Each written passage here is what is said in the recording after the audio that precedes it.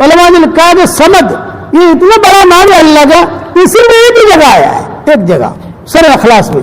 تو سلف صالحین جو ہے کہتے تھے یا اللہ یا سمد، یا اللہ یا سمد، ہمیں قلب سلیم عطا فرما. اس کے بعد دعا قبول ہوتی ہے.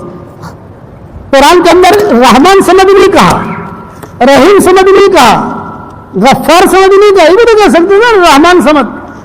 بے اللہ جب سمد کے آگے نام لانا تھا تو ودود سمد کہہ سکتے تھے. یہ تو قافیہ ہی ملتا ہے. ودود سمد، شکور سمد، رحمان سمد، رحیم سمد، غفور سمد، کچھ نہیں. اللہ الصمد، اس میں معرفت کا پورا سمندر بھرا ہوا ہے. اسی لیے سلف صالحین تہجد میں اٹھتے تھے اور صرف ایک مرتبہ کہتے تھے یا اللہ یا سمد ہمیں قلب سلیم عطا فرما، یا اللہ یا سمد ہمیں قلب سلیم عطا فرما. اپنی حاجتیں مانگتے تھے. تو آپ بھی قلب سلیم مانگو گے انشاءاللہ. تو ابھی سن لو. اب جب غفاری بیٹھے ہوئے حضور صلی اللہ علیہ وسلم کے پاس حضرت جبریل آئے اور آ کر کہا اہذا ابا ذر یا رسول اللہ، کیا یہ ابو ذر ہے؟ آپ نے فرمایا ہاں یہ ابو ذر ہے. ارے جبریل تم کیسے پہچانتے ہو ان کو؟ ارے حضرت آسمانوں میں دھوم مچی ہوئی ہے،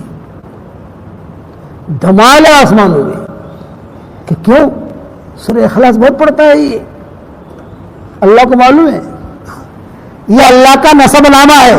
جب حضرت مشرکین مکہ نے پوچھا تھا کہ محمد تمہارا نسب نامہ ہم جانتے ہیں، تمہارے باپ وہ تھے، تمہاری ماں وہ تھی، تمہارے دادا وہ تھے، تو اللہ اللہ تم کرتے ہو تو انسب لنا ربک، تم اللہ کا نسب نامہ بیان کرو.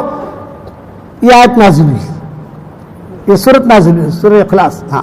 اور پھر جو ہے حضرت جبریل جب لے کر آئے تو سارے فرشتے کہنے لگے ارے بھائی اتنی عزت کے ساتھ کیا لے جا رہے؟ کیا یہ فرمایا اللہ کا نسب نامہ ہے، اللہ کا نسب نامہ لے کے جا رہا ہوں. اسی لیے سمد کا جملہ صرف سورہ اخلاص میں آیا اور کہیں نہیں آیا. اللہ الصمد، اور اللہ اور سمد ملایا، رحمان اور سمد نہیں ملایا، رحیم اور سمد نہیں ملایا. وہ تو میرے بیان میں انشاءاللہ آ جائے گا. یہ میری تفسیر جب چھپے گی اللہ تعالیٰ توفیق دے گا اس کے اندر ہم لکھ دیں گے. لیکن آپ پڑھا یا اللہ سمد کہہ کر دعا مانگو گے انشاءاللہ. ایک مرتبہ پڑھ لیں گے دن میں کیا فرق پڑتا ہے.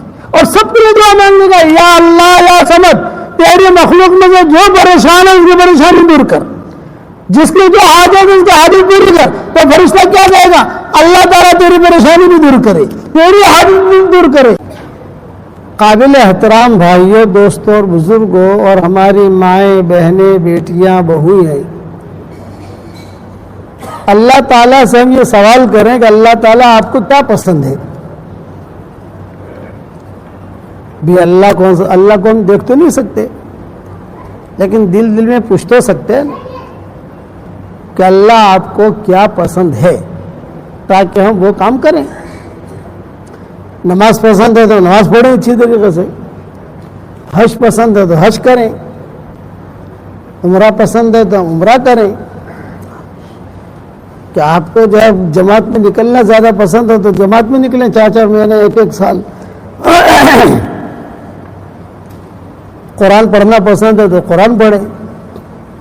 یہ ایک سوال ہے کہ آدمی اللہ تعالیٰ سے پوچھے کہ اللہ آپ کو کیا پسند ہے، تو جواب کیا آئے گا بتاؤں؟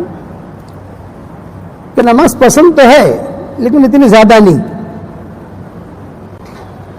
جماعت میں نکلنا، چلہ دینا، چلہ دینا بھی اچھا ہے لیکن ٹاپ نہیں ہے. حج کرنا، عمرہ کرنا یہ بھی پسند ہے لیکن یہ ٹاپ نہیں ہے. یہ کہا کہ جو قرآن پڑھنا یہ بھی پسند ہے، قرآن پڑھنے والے سے اللہ بات کرتا ہے لیکن یہ ٹاپ نہیں ہے. ٹاپ اگر چاہیے تو اللہ کو کیا پسند ہے؟ اللہ تعالیٰ کو اچھے اخلاق پسند ہے.